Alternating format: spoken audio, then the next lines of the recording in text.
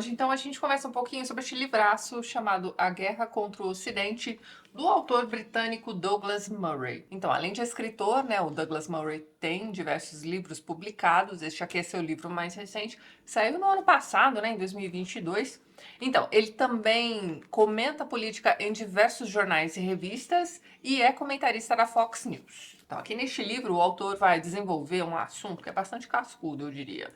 Já foi identificado por uma parte da população e ridicularizado por outra parte da população também. Então, este assunto ficou conhecido como guerra cultural contra o Ocidente. Enquanto alguns de vocês já se interessaram por este livro só pela premissa, né, tantos outros de vocês já estão aí, né, revirando os olhos pensando, ai meu Deus, que guerra cultural que nada, essa mania de perseguição. Bem, a questão é que se todo mundo respirar fundo, der um passinho para trás e observar o estado de coisas de um ponto de vista mais amplo e pensar um pouquinho no que foi notícia nos últimos tempos, todo mundo vai perceber que realmente tem uma parada aí em andamento. Então, quem observa esta guerra cultural contra o mundo ocidental já reparou que não é apenas a história que está sendo revisada e passada limpo.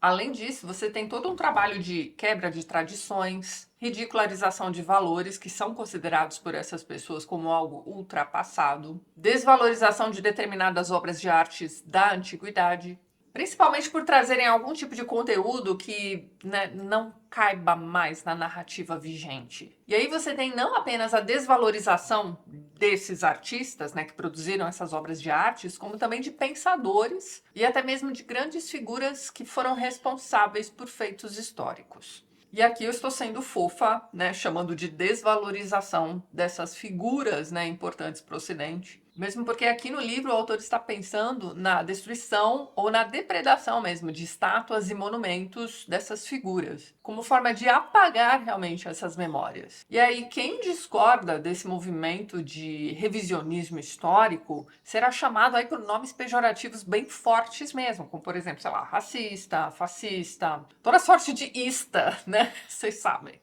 Porque é claro, né, essas pessoas são perfeitas, são grandes sinalizadores de virtude, jamais fizeram uma piada ofensiva pra ninguém, entendeu? São fofíssimos. Mas é que tá, nada irrita mais o sinalizador de virtude, aquele que apontou o dedo para alguém, naquele movimento que nada mais é do que um diminuir o outro para se sentir superior, do que você simplesmente continuar cuidando da sua vida. Mas a questão vai muito além da discordância entre grupos diferentes. A guerra cultural está aí, essas pessoas estão revisando a história com H maiúsculo, estão determinando o que pode ou não ser lembrado, o que pode ou não ser lido, assistido, ouvido, determinando o que deve e o que não deve ser ensinado em escolas, determinando também o que pode e o que não pode ser dito em público. E em meio a tudo isso, de certa forma, essas pessoas estão também determinando como você deve levar sua vida. Só que o buraco talvez seja mais embaixo, né? Na introdução aqui do livro, logo na página 9, o autor diz o seguinte, ó. As pessoas começaram a falar de igualdade, mas não pareciam se importar com direitos iguais. Elas falavam de antirracismo, mas soavam profundamente racistas. Elas falavam de justiça, mas pareciam querer dizer vingança. Vá percebendo como o livro é cascudo, hein? Ó, foi somente nos últimos anos, quando os frutos desse movimento vieram à tona, que sua escala se tornou nítida. Há um ataque acontecendo contra tudo relacionado ao mundo ocidental, seu passado, presente e futuro. Faz parte desse processo termos ficado presos em um ciclo de interminável punição, sem nenhum esforço sério para, ou mesmo consideração de, aliviá-lo. O Douglas Murray viajou bastante, principalmente para os países europeus, lembre-se de que ele é britânico, que receberam massas de imigrantes. E aí ele observa que essa massa de imigrantes, ao se estabelecerem em um país, não necessariamente dançarão conforme a música, mas eles vão continuar seguindo suas próprias, né, enfim, tradições, digamos assim. Então eles não se adaptam, mas eles esperam que aquele novo país se adapte a eles. Isso foi observado pelo próprio autor. E aí ele vai dizer o seguinte, ó, o que me incomodava era porque os europeus permitiam que isso acontecesse e porque se esperava que eles se anulassem para sobreviver. Dizia-se que a Europa tinha uma dívida histórica a qual legitimava esse movimento. Entretanto, mesmo aqueles que argumentaram isso não conseguiram abordar onde se encontrava o limite desse movimento. Então é isso aqui. Parece que não há limite para esse movimento da desvalorização da cultura ocidental. E você tem um movimento de cascata aí também. Então, conforme determinados aspectos vão sendo cancelados, novos aspectos passarão pelo processo de desvalorização. E aí o Ocidente vai se tornando, né, aos olhos dessas pessoas que aplaudem, que concordam com este movimento de quebra das tradições ocidentais, cada vez mais ultrapassado, ridicularizado, demonizado, enfim. Olha isso aqui, ó. Ao mesmo tempo, tornou-se inaceitável falar sobre qualquer outra sociedade de maneira remotamente semelhante. Apesar de todos os abusos inimagináveis perpetrados em nossa própria época pelo Partido Comunista Chinês, então perceba que a gente está falando de outras sociedades que não sejam ocidentais, quase ninguém fala da China com um pingo de raiva e de nojo derramados diariamente contra o Ocidente, no próprio Ocidente. Os consumidores ocidentais ainda compram roupas baratas da China. Não há nenhuma alternativa generalizada de boicote. Made in China não é um símbolo de vergonha. Coisas terríveis acontecem naquele país neste exato momento e ele ainda é tratado como normal. Autores que se recusam a permitir a tradução de seus livros para o hebraico ficam emocionados ao vê-los aparecer na China. Então, veja bem, o ponto do autor aqui é o de que, no momento em que nós estamos no Ocidente, em que esta guerra de nervos se desenvolve, este é o melhor dos mundos possíveis, em termos de direitos das mulheres, das minorias, em relação à igualdade racial, à fome, à miséria. Mas para tantas outras pessoas parece que não. Parece que nós estamos vivendo o pior momento possível para todas essas questões. O autor define esta guerra de nervos assim, olha só, uma guerra contra tudo o que marcou nossas sociedades como incomuns, até mesmo notáveis. Uma guerra contra tudo que as pessoas que vivem no Ocidente tinham, até muito recentemente, dado como certo. Para essa guerra ser mal sucedida, ela precisará ser exposta e repelida. Então perceba que este livro é praticamente um manifesto, né? E todo manifesto é uma chamada para ação. Olha isso aqui, ó. A Guerra contra o Ocidente é um livro sobre o que acontece quando um dos lados de uma guerra fria, o lado da democracia, da razão, dos direitos, dos princípios universais, se rende de maneira prematura. Muitas vezes enquadramos esta luta de forma errada. Permitimos que seja chamada de temporária ou marginal, ou simplesmente a descartamos como guerra cultural. Interpretamos mal os objetivos dos participantes ou minimizamos o papel que ela terá na vida das gerações futuras. Mais para frente, olha só, em poucas décadas, a tradição ocidental deixou de ser celebrada para se tornar constrangedora e anacrônica, e finalmente para ser algo vergonhoso. Passou de uma história destinada a inspirar as pessoas e educá-las em suas vidas para uma história destinada a envergonhá-las. E não era apenas ao termo ocidental que os críticos se expunham, era tudo relacionado a ele, até a própria civilização. Então ele vai dizer que até mesmo a palavra civilização é usada de forma meio pejorativa. Olha só, é claro que alguma oscilação do pêndulo é inevitável e pode até ser desejável. Certamente houve momentos no passado em que a história do Ocidente foi ensinada como se fosse a história de um bem imperturbável. Crítica histórica e o ato de repensar nunca são uma má ideia. Mas veja bem, ó, no entanto, a busca por problemas visíveis e tangíveis não deve se tornar uma busca por problemas invisíveis e intangíveis, especialmente se for realizada por gente desonesta, com as soluções mais extremas, se permitindo que críticos maliciosos deturpem e sequestrem nosso passado. Então, o futuro que eles planejam com base nisso não será harmonioso, será um inferno. Então, aqui neste livro, o autor levanta duas grandes questões para a gente pensar. A primeira é a de que, se dermos total atenção àqueles que se opõem à cultura ocidental, enquanto eles apontam o dedo, né, para os erros ocidentais, eles meio que jogam uma cortina de fumaça ao redor de seus próprios crimes contra a humanidade. Então, o exemplo que ele vai dar aqui é o de que, enquanto nós estamos aí discutindo a escravidão do passado, ó, neste exato momento, existem pessoas que estão sendo escravizadas em países não ocidentais neste exato momento. Isso é só um exemplo. E a outra questão levantada aqui pelo autor é pensarmos aí no real motivo. Então, por que expor o Ocidente ao ataque? Por que convencer os próprios ocidentais de que seu passado e sua cultura e seu modo de vida devem ser descartados. Quem é que sai ganhando com isso? Recentemente nós assistimos aqui em casa um filme chamado The Monuments Men. Em português, salvo engano, ficou Caçadores de Obras-Primas ou algo assim. Então, este é um filme sobre um pelotão composto por grandes conhecedores de obras de artes que foram recrutados, né, para recuperar obras de artes que foram tomadas pelos nazistas, né, tanto de museus quanto de grandes colecionadores. Isso, obviamente, durante a Segunda Guerra Mundial. Então, mais lá para o final da guerra e também do filme, você tem um momento ali em que os nazistas, que eram responsáveis por cuidar de algumas dessas obras de artes, vão simplesmente tacar fogo em tudo aquilo. Mesmo porque a guerra já tinha acabado de acabar, né? Eles perderam a guerra mesmo, não tinha mais nada a perder. A vingança, entre aspas, deles foi a destruição daquelas obras de arte. Então, para pensar, é uma perda irreparável. Agora pense nisso você aí. Qual é a vantagem em destruir algo de valor inestimável? Qual não será a sensação de poder que passa pela pessoa que destrói algo de valor para a humanidade? E aí você pode até parar e pensar, ok, né, o mundo ocidental, conforme nós o conhecemos, né, está condenado. Beleza, agora pare e pense, o que é que está sendo construído no lugar de tudo isso? O que é que está sendo produzido, em termos culturais também, para substituir essas coisas que vêm sendo desvalorizadas? E aí você precisa pensar também se o que está sendo produzido em termos culturais hoje em dia é tão bom quanto ou melhor do que as coisas do passado. Se a gente parar para pensar naqueles monumentos, naquelas estátuas que foram derrubadas e tudo mais, quais são os grandes homens de hoje em dia que substituirão aquelas figuras que erraram, né, no passado? Ou será que nós estamos assistindo à destruição ou à desconstrução, né, de valores do passado sem colocar nada no lugar? Este é um livro de 2022, então aqui o autor fala bastante do nosso passado recente. Ele fala sobre a pandemia, por exemplo, e os exemplos que ele usa para ilustrar os seus pontos aqui neste livro são bastante recentes também. Principalmente para mostrar como as pessoas exageram no calor do momento, né, quando tocam em determinados assuntos. E muitas vezes sem se darem conta do tamanho das asneiras que eles dizem por aí. Mas aí é que tá, o mundo de hoje proporciona palco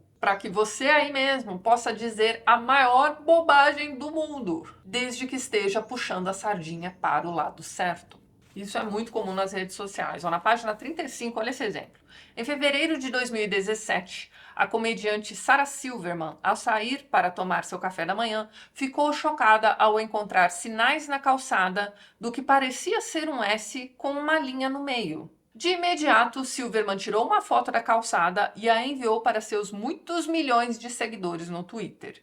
Isso é uma tentativa de fazer uma suástica? Perguntou ela. Os neonazistas não têm Google? Entretanto, descobriu-se que neonazistas analfabetos não tinham ido às calçadas da cidade para tentar pintar suásticas à noite. As marcas que ela viu no chão e associou ao símbolo do nazismo eram, na verdade, marcas de giz que os trabalhadores da construção civil tinham deixado ali naquele cantinho para se lembrarem de que é ali que eles precisavam trabalhar, sabe? Você tinha reparos para fazer ali naqueles lugares, então eles fizeram essa marquinha de giz ali. Bem, e sobre como celebridades e subcelebridades também, né, tentam se fazer notar defendendo a China, por exemplo, ele vai falar de um cara que é bastante conhecido na Grã-Bretanha, talvez, né? Vocês se lembram de uma banda chamada Blur? Era a banda concorrente do Oasis nos anos 90. Então, o nome do vocalista é Damon Albarn, né? Então, ele vai dizer o seguinte, ó. Um exemplo característico disso foi dado em 2008 em uma entrevista do astro Damon Albarn para o jornalista Brian Appleyard.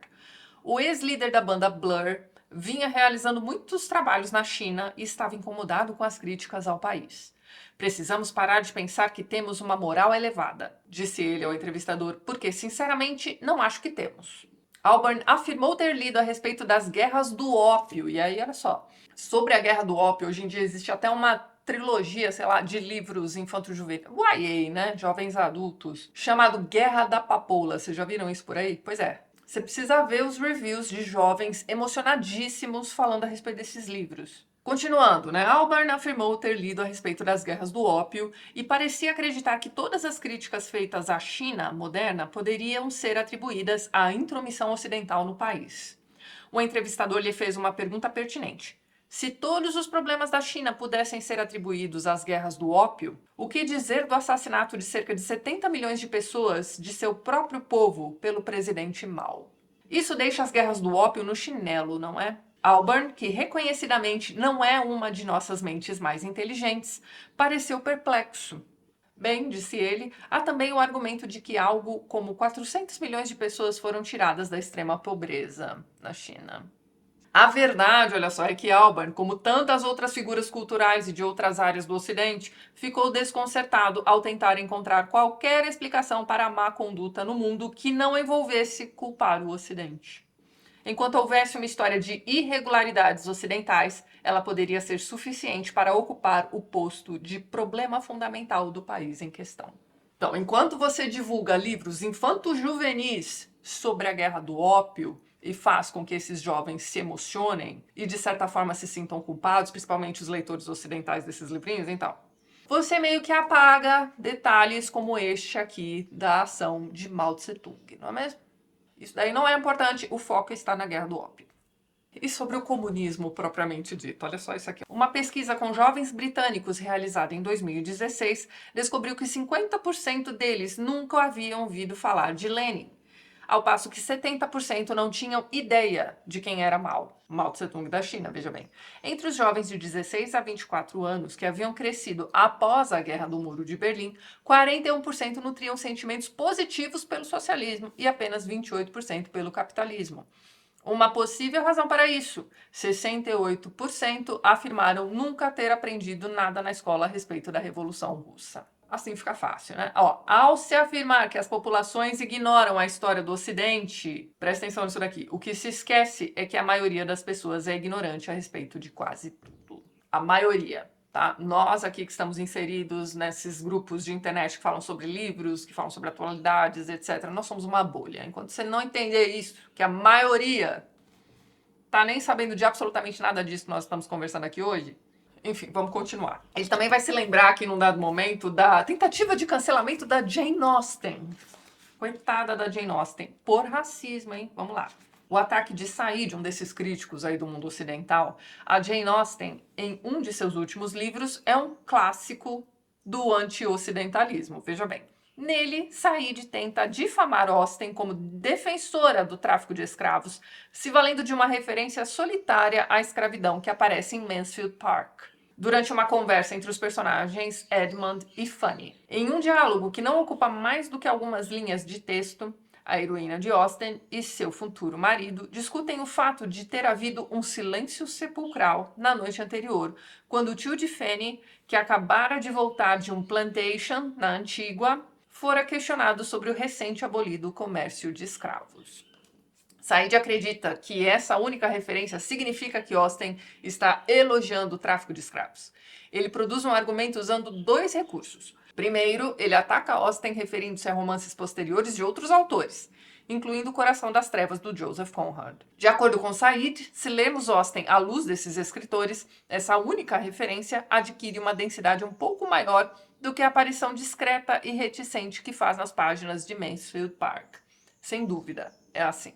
Ainda sobre a escravidão, olha só, estima-se que existam mais de 40 milhões de pessoas vivendo em escravidão em todo o mundo atualmente. Em termos reais, isso significa que há mais escravos no mundo hoje do que havia no século XIX.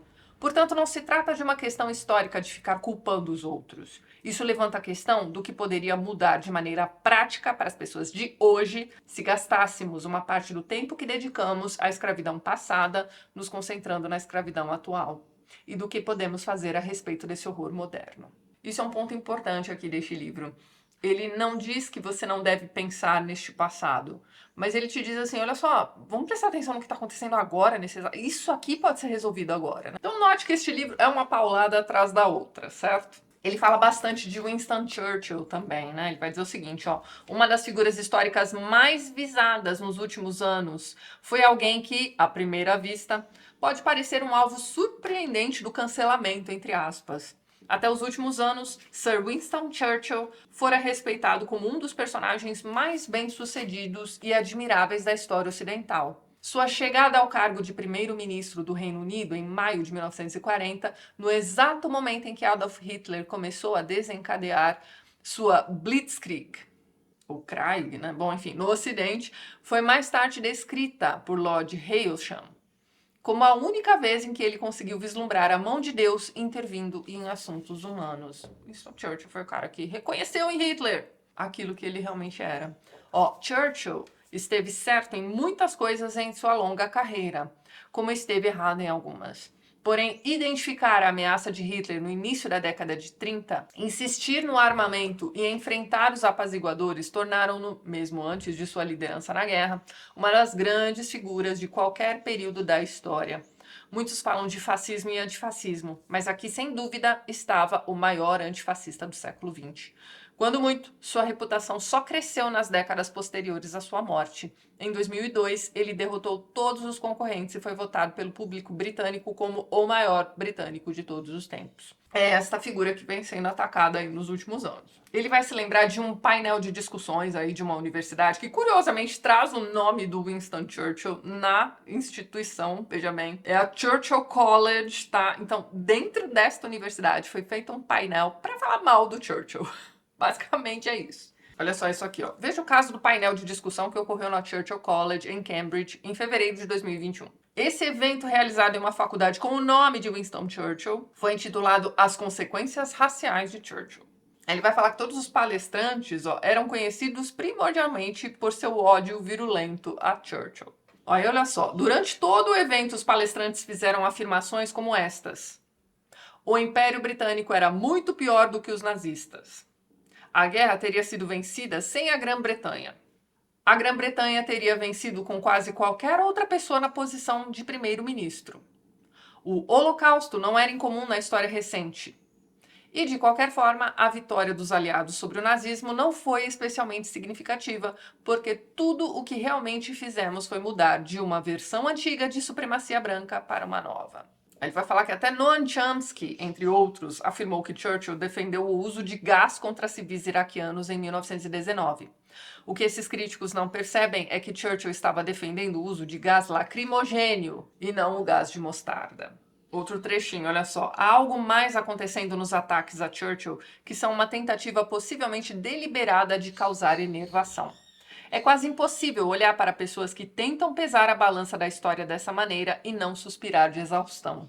O autor tenta dar uma certa leveza aqui no seu texto ao longo do livro todinho. Bem, se o que Churchill fez em sua vida não conta para nada, então é difícil ver como qualquer ação humana conta para qualquer coisa.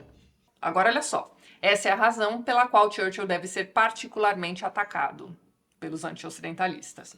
Porque enquanto sua reputação resistir, o Ocidente ainda terá um herói. Enquanto sua reputação permanecer intacta, ainda teremos figuras para imitar. Mas e se Churchill puder ser derrubado? Então, um dos grandes deuses, talvez o maior do Ocidente, cairá. E aí? Bem, qualquer coisa pode ser imposta a um povo tão subjugado e desmoralizado como os ocidentais. Os acadêmicos e outros que atacam Churchill sabem o ser sagrado que ele é. Sabem o quanto ele é reverenciado, e é justamente por isso que o atacam. Como querem chutar os homens brancos, querem chutar a visão da história de grandes homens, querem chutar os seres e lugares mais sagrados do Ocidente. Eles escolhem bem os seus alvos. Por outro lado, inacreditavelmente, figuras como Michel Foucault seguem sendo reverenciadas. Abra seus ouvidos e ouça isso aqui, olha só. É sempre desagradável e também imprudente os pensadores criticarem uns aos outros por causa dos hábitos de suas vidas pessoais. O pessoal nem sempre é político e certamente nem sempre é filosófico. No entanto, em março de 2021 surgiu um fato muito interessante a respeito da vida pessoal de Foucault. Durante uma entrevista, seu colega filósofo Guy Sorman, né, deve ser francês, revelou algo sobre o qual havia rumores fazia muito tempo. Sorman afirmou que no final da década de 60, quando morava perto de Tunis, Foucault fazia sexo com crianças locais. Sorman disse que, em uma visita a Sidi Bou Said, perto de Tunis, ele testemunhou crianças correndo atrás de Foucault, pedindo-lhe o dinheiro que ele oferecera a outras crianças antes de estuprá-las. Segundo Sorman, esses meninos de 8, 9 ou 10 anos receberiam dinheiro de Foucault, que combinava de encontrá-los tarde da noite no lugar de sempre, entre aspas. O lugar habitual acabou se revelando o cemitério local onde Foucault estuprava as crianças nas lápides. Como disse Sorman, a questão do consentimento nem foi levantada. De acordo com Sorman, Foucault não ousaria fazer isso na França, mas havia uma dimensão colonial nisso, um imperialismo branco. Uma das muitas estranhezas dessas revelações é que, até o momento, elas parecem não ter feito nada para prejudicar a reputação de Foucault. Nem o fato de que ele, junto com outros intelectuais franceses, dentre eles a Simone de Beauvoir, assinou uma vez uma carta recomendando que a idade de consentimento em seu país fosse reduzida para 12 anos. Seus trabalhos continuam a ser citados. Seus livros continuam a ser publicados e não há nenhuma campanha significativa para retirá-los de circulação. É de lascar, não é? E o autor continua, ele vai passar por matemáticos que tentaram desconstruir fundamentos da matemática, meio que explicando que 2 mais 2 nem sempre é 4. E assim, gente, eu achei que isso fosse brincadeira, mas não. George Orwell tá ali, só observando isso daí. Vocês já leram 1984, né? Não é possível. Bem, em literatura ele vai falar também sobre a tentativa de dar uma limpadinha ali nos textos de Shakespeare para retirar ali questões de colonialismo e machismo e coisas assim. Ele passa pela música, ele passa pela apropriação cultural, que é outro assunto bem cascudo também. E de volta à questão mais geral da guerra cultural em si, ele vai dizer isso aqui, ó. Ainda assim, parece que não basta atacar o Ocidente apenas atacando todos os aspectos de sua história. Também é necessário atacar todos os outros aspectos de sua herança. Isso inclui seus pilares religiosos e filosóficos, em um esforço para fingir que uma das tradições mais ricas da Terra não merece nada além de destruição. As ferramentas usadas para levar a cabo esse ato de vingança já serão muito familiares. Mais pra frente, olha só, pode valer a pena reconhecer o que enfrentamos ao ouvirmos os críticos do Ocidente hoje. Pois assim como não somos contra a justiça, mas contra a vingança, também não somos somente contra os defensores da igualdade, mas também contra aqueles que mantêm um desejo patológico de destruição. Uma versão vagamente mais branda disso existe à vista de todos há décadas. É a obsessão que começou na academia e depois se espalhou para todos os lugares que se entrega à veneração da desconstrução. Trata-se do processo pelo qual tudo do passado pode ser escolhido, separado em pedaços e finalmente destruído. Ele não consegue encontrar nenhuma maneira de construir, só de separar infinitamente. Assim, um romance de Jane Austen é desconstruído até que uma delicada obra de ficção se transforma em nada mais do que outro pedaço de resíduo culpado de uma civilização desacreditada. O que se alcançou assim? Nada além de um processo de destruição. Mais pra frente, ó. Hoje o Ocidente enfrenta desafios externos e ameaças internas. Porém, não existe ameaça maior do que aquela vinda de pessoas do Ocidente com a intenção de destruir o tecido de nossas sociedades, pedaço por pedaço, atacando as populações majoritárias nesses países, dizendo que nossas histórias são inteiramente repreensíveis e que não há nada de bom a ser dito sobre elas, alegando que tudo em nosso passado, que nos trouxe ao nosso presente, está irremediavelmente crivado de pecado. E que, embora esses mesmos pecados tenham assolado todas as sociedades na história, o credor deveria bater em apenas uma porta. E o mais importante, essas pessoas fingem que uma civilização que deu mais ao mundo em conhecimento, compreensão e cultura do que qualquer outra na história, por algum motivo, não tem nada a ser dito a seu favor. O que alguém pode dizer ou fazer diante de um ódio tão míope e onipresente? Aqueles que crescem no Ocidente hoje permanecem entre os mais sortudos da história humana. Porém, a sorte não é algo totalmente abstrato. Não é uma loteria completa. As sociedades não são simplesmente afortunadas. A sorte é o resíduo do desígnio. Nós no Ocidente temos sorte porque homens e mulheres antes de nós trabalharam duro para tornar isto real e realizaram proezas extraordinárias e mundanas para que tivéssemos sorte. Uma sorte da qual grande parte do mundo ainda quer participar. Claro que existem divisões. Porém, como disse Henry Louis Gates Jr., a única maneira de transcender as divisões é forjar uma cultura cívica que respeite tanto as diferenças quanto as semelhanças. Tá fácil fazer isso, né? E a única maneira de fazer isso é por meio da educação que busca compreender a diversidade da cultura humana. E reconhecendo que qualquer ser humano suficientemente curioso e motivado pode possuir plenamente outra cultura, não importa o quanto ela possa parecer estrangeira. Enfim, pessoal, acho que é um livro bastante pesado, no sentido de chegar a te dar uma certa revolta interna mesmo durante a leitura, sabe? Mesmo porque este aqui é um livro de 2022 E você vê que muitas das coisas que ele identificou nos últimos anos continuam em andamento. Isso tudo aqui está acontecendo bem diante dos nossos narizes. Então não tem como você ler isso aqui e não ficar preocupado, no mínimo, com o estado de coisas. Bem, o livro é dividido em 4 partes, sendo elas raça, história, religião e cultura. Mas prepare-se, porque a grande questão desenvolvida aqui neste livro pelo Douglas Murray é a teoria conhecida como teoria crítica da raça. Perceba que esta é uma teoria que parte do meio acadêmico e que instiga uma das discussões mais infinitas da face da Terra. Então, assim, se vocês quiserem entrar aí nessa discussão, boa sorte aí para vocês. Eu simplesmente não tenho a menor vontade de discutir dívida histórica. E aqui neste livro você vai vendo como uma coisa puxa a outra. Você começa pela dívida histórica, dali a pouco você está discutindo o colonialismo. E aí a reflexão que você precisa fazer é, pera lá, olha só, esses países que foram colonizados estariam melhor hoje em dia, em melhor situação hoje em dia, se não tivessem sido colonizados em nenhum momento? E a gente tem que parar para pensar que, historicamente, na história da existência do mundo e do ser humano, territórios foram sendo conquistados e colonizados por seus conquistadores novos aí. Gente, a linha do tempo é um negócio maravilhoso. Então, isto acontece não só de 2 séculos para cá, não. Mas quando você para pensar, tá, mas se esses países aqui não fossem colonizados, será que eles estariam em melhor situação hoje em dia? Bem, nesse tipo de discussão entra tanto achismo e, assim, acompanhar discussões sobre assuntos que seriam importantes, né,